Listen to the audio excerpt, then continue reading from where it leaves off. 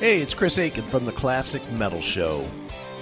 Most people know me as the foul-mouthed shock jock from the Classic Metal Show, or the no-nonsense heavy metal critic from pitriff.com. Now you get to learn the other side. My first book, Little Victories, A Tale of Divorce, Debauchery, and Finding Happiness, comes out on January 13th in paperback and digital formats on Amazon and iTunes. It details my real-world emotional struggles over a year that included a divorce after a quarter-century of marriage and the death of my father. It profiles things I did right, as well as a bevy of things that I did wrong with the help of alcohol, and how I found my way out of the muck of the emotional state that almost saw me commit suicide. Pre-order your copy of Little Victories, A Tale of Divorce, Debauchery, and Finding Happiness today at www.chrisaikenbooks.com and get in touch with the more fallible side of me, Chris Aiken. Sounds happy, huh? It's Judas Priest right here on your Classic Metal Show with the Sentinel. And that comes from what, Chris? Is that Defenders? The Defenders of the Faith. Right, which is 30 years old today. That's the reason I played it, is because, once again, another milestone has been reached here. 30 years ago, that album was released, and I thought I'd commemorate that with something from that. And, of course, we just heard the new Primal Fear, King for a Day. Yeah, the new Judas Priest. Yeah, exactly. And, listening to that, I thought, that's Judas Priest on steroids. Yeah, that's Painkiller. Yeah, absolutely. That's what that is. I'm sure you haven't listened to that whole album yet. No, I just basically got it. So, no, I have not had a chance, but I know you're ranting and raving about it. Dude, it is, I like that band anyway, and I love the first three albums, and really the first two, the self-titled and Nuclear Fire are probably my favorite two. Mm-hmm. And I'm thinking this one is as good or maybe even better than everything that they've done. Sure. It is fucking amazing. Yeah, the chemistry is just right. Yep. It's really, really good, and it's old school. They, the last couple of records, they've been trying to be a little bit more modern. Yeah, and they're trying to, have their own identity because they did. I don't know if it was a good or a bad thing that, everybody said, hey, this is Judas Priest in tribute. Yeah, but they went back to that now. And, yeah, because their modern sound didn't cut it, and people were just like, hey, why are you guys changing your sound? Because even though you sounded like Priest, you did it in your own way. Yeah, and with Priest pretty much dying these days, they might as well do it. Somebody's got to fill that void. Might as well be them. Yeah, I agree. So, looking in the chat room here, what's our Judas Priest aficionado, Jackal One? What's his take on this Primal Fear? Is he loves it? Yep, he thinks he said it's the best they've ever done. Now, can he love Primal Fear even though he's a Judas Priest worshiper? Oh, probably because they pay tribute to Priest. I see. So he doesn't feel like he's cheating on Priest when he listens to Primal Fear. Well, and technically, Ralph Sheepers was offered the gig in Priest for a second, right?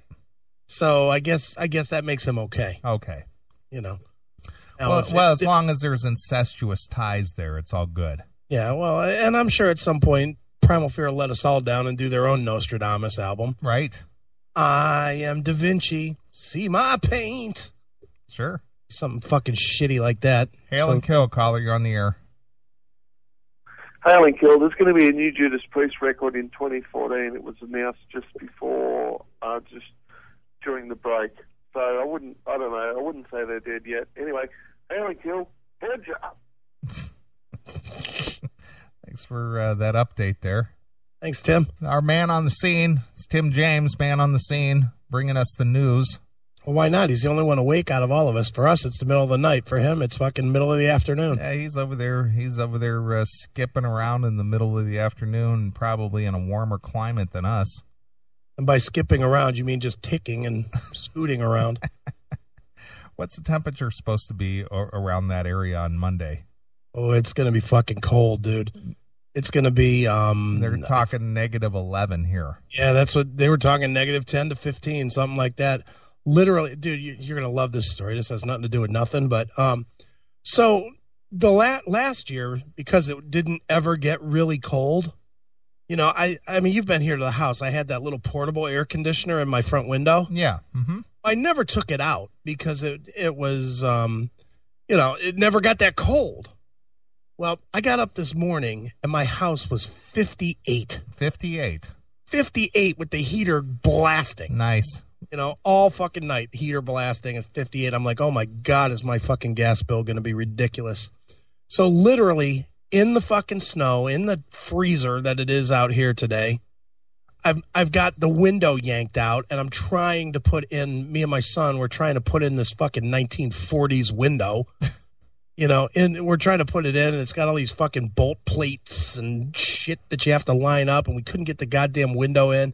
Spent like 30 fucking minutes freezing our fucking balls off trying to get this goddamn window in. Right. Before we got, but now once we put it in, fucking house heated right up. So your whole house was cold just due to that AC unit being in the window?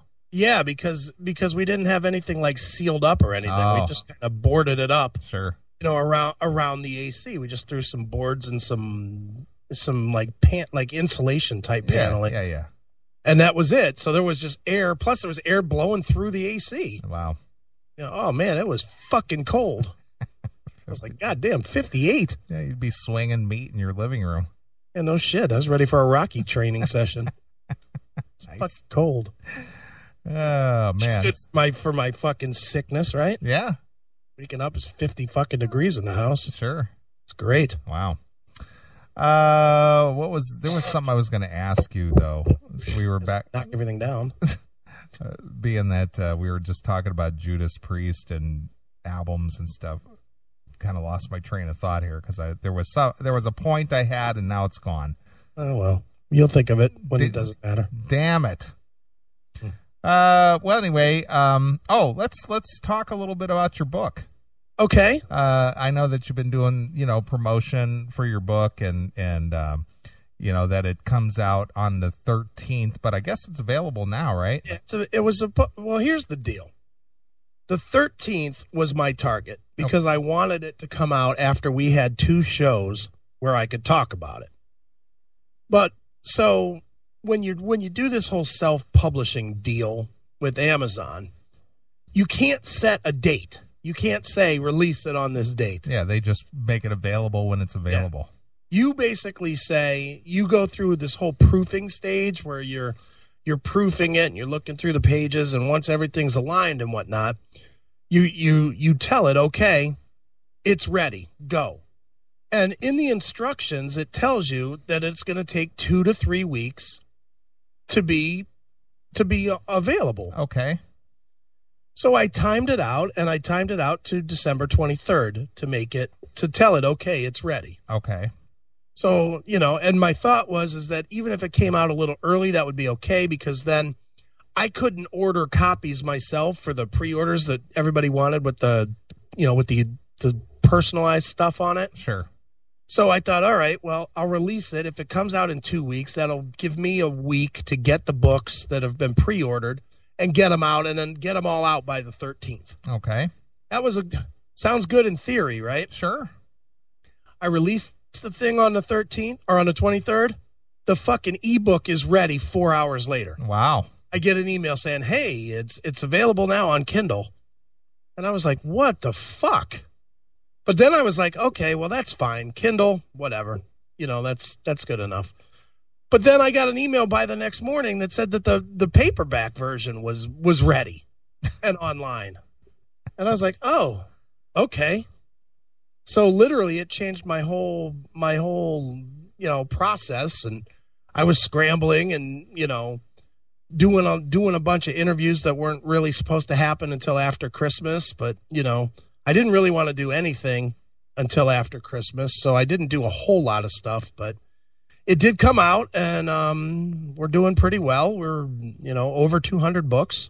Wow. Which is pretty spectacular to me. That's about 199 more than I was expecting. So, sure.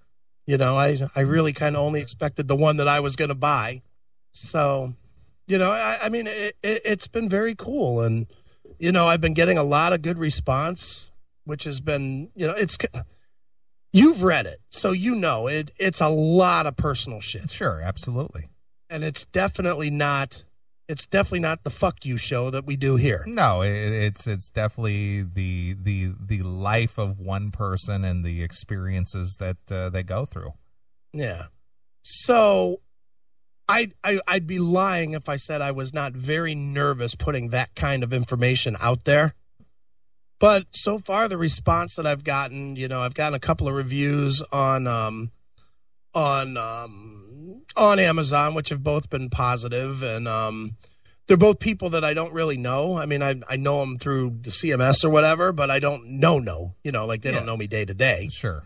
So, it's been good response, and I've had a couple of magazines that have hit me back, and writers that have read it, and they're writing reviews now, but they've hit me back saying that they really like it, and one of them asked me if I had anything else that they could read, and so there's been a lot of good response so far.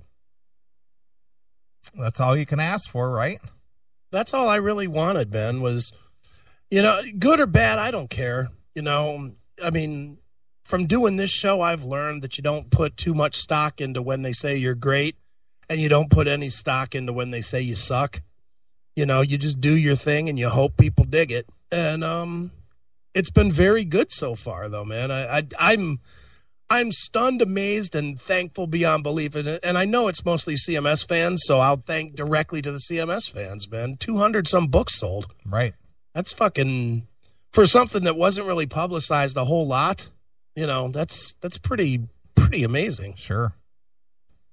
Now, if you were, if you had zero notoriety as a, for lack of a better term, a public figure, because you and I both joke about the fact that, we've been doing this for a long time, and we're both always stunned that people actually listen to us to begin with. Sure. But if you were just Joe Blow, some guy who worked in a factory, had no media ties at all of any kind.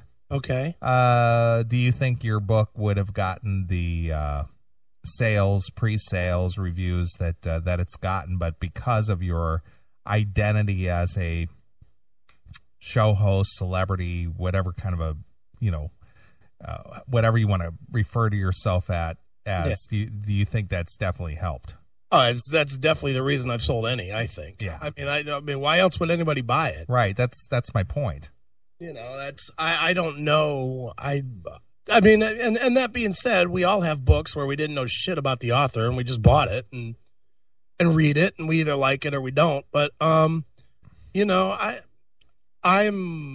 quite sure that I've sold 193 more books than I would have sold if I was just some fucking guy. Right. And not that I think I'm any more than some fucking guy, but you've just had the benefit of having some notoriety. There's people around the country and really around the world at this point that know Chris Aiken. Sure. The name. Sure. So, and believe me, I am definitely humbled. When I get the report every day that says, hey, you sold 18 books or you sold 9 books or whatever every single day, I look at that and I'm like, fucking hey, that's fucking cool. Right. And what's cool is with the Amazon thing, it's available all over the place. It's like on all the Amazons, not just the .com, but like on the .au for Australia and FR for France and Canada and everywhere else. I think there's like 10 of them or something. Okay. And it's available on all of them. And I get different reports from different places, and I'm selling books in different places. Sure. I've sold some in Australia, and I've sold some in France, and I've sold them on barnesandnoble.com. I sold my first book on barnesandnoble.com because I guess they picked it up. And dude, it's done way more than I ever would have expected it to do. Yeah. It's really kind of amazing. Nice. Oh, hey, good for you, man. I congratulate you for that. So are you coming here next week to get one? Yes, I will. I will be there. Awesome. I've been a hermit way too long, and I've got to get out of here. I've got to be able to get out a little bit and visit around. I did nothing for Christmas. I did nothing for New Year. I did nothing for basically since I ran around with Dockin back in what was it? September. Wow. When they played, or end of August, I guess, when they were playing in Kalamazoo and so on and so forth. Hail and Kill caller, you're on the air. Hey, if you buy it digitally, Chris, does it work on your iPhone? Say that again, Tim. Does it work on the iPhone? Yes. If you if I buy it from Tim, if you've got an iPhone, you can just install the Kindle app on your iPhone. It's in the App Store. Just install the Kindle app, and when you buy it, it asks you where you want to send it to, and you just tell it, send it to my iPhone. It'll go right to your iPhone on the Kindle app, and when you open it, it just opens right there on your phone. Okay, I'll do that right now. Hail and Kill. Well, thank you, Tim. You're my favorite person of the night so far.